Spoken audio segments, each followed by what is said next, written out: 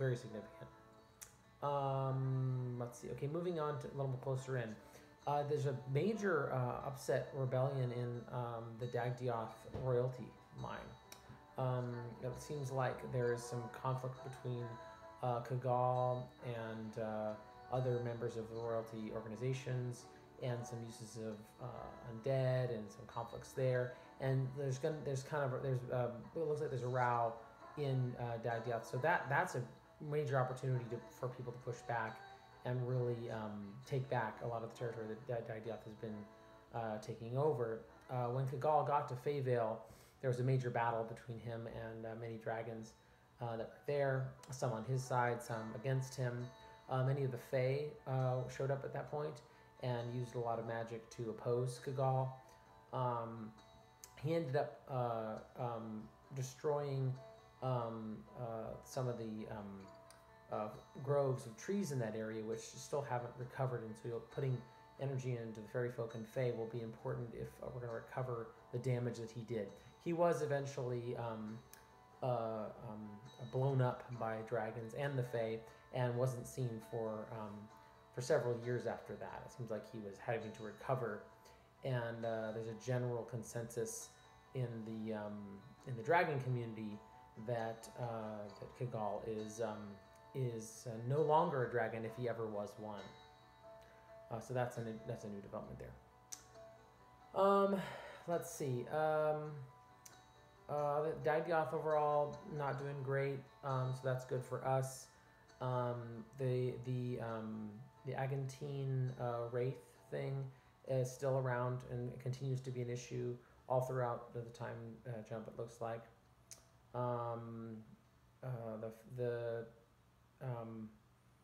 Elves are doing fairly decent all around, elves in general. With the Svodlin royalty succession, it looks like Welcrease, who's from the Stonehammer line and has some of the Svodlin line with him too, is positioned to like maybe be the new leader there if he can take over. And if he does, then that would push back against Svodlin being slavers, because he doesn't necessarily support that, and he would probably oppose it, but only if he could win. And that particular conflict looks like it's going to be one of the bigger ones, because it is really on the verge at this point. It could go either way, in a big way. So that one's the one that if people want to influence, they may want to put a lot of influence in there. Looking a little bit more, let's see, what else do we have? A lot of the Axioms leaders, Liesel, all these people look like they get killed over this time jump, unless people want to do something about that. It's not clear how many of them survive, but there's definitely a big attack on all of the nobles and leaders of Axioms. Same with Stonehammer. So Stonehammer line gets attacked a lot too, and there's a lot of killing off of both sides. This is like Shaintil, Windsward, other people like that. There's a lot of attacks. So if you want to keep that from happening, I'll put some energy on that. That's about it for that. Let's move in a little more detail. A lot of the zombie surge slows down significantly, and it seems like somebody has figured out something, or something's working really well, because the zombie surge takes a significant beating in this particular time jump. So Bobby will be happy about that. Not clear how it actually ends up, but that might depend on how much political points people put into stopping this zombie surge effect. Other things that people would be aware of. The comet, the green comet, yeah.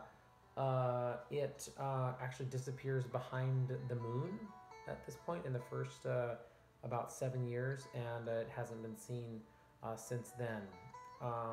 But the Dark Wilds, as I mentioned earlier, there's a lot of stirring and kind of changes happening in there. So that's either good or bad. We don't know at this point. What else do you need to know? Some people get targeted and they may die unless people decide to do something about it. These are just, particularly people that you know. And Barcarius gets killed in this particular time jump, and unless people try to do something about it, but he gets killed in this time jump. Sen also gets murderified in this time jump. Nellian Echoes gets murdered in this time jump too. Also, Morlin dies fighting off all the things on the plateau. Anne Iron Branch. Some of you don't know her, but she's been running the Priestess of the Elder Goddess for hundreds of years. She gets killed in this time jump. Also, Waku Klani. Not many people know him, but he's an innkeeper in Desnor. He gets killed in this time jump. So yeah, I mean, a lot of people get killed. By killed, I don't mean permanently dead. I mean they get killed. We don't know if they survive. Glean gets killed in this time jump too.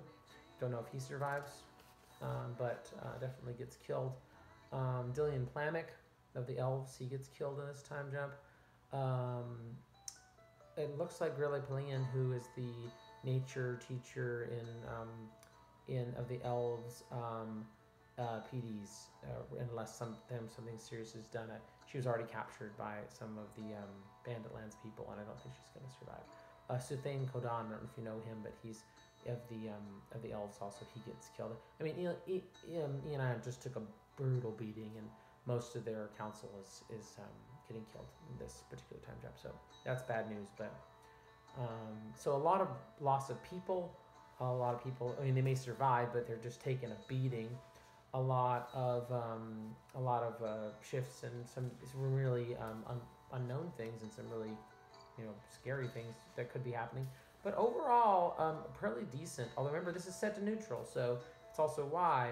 And overall, a fairly decent, run at things. Looking pretty good.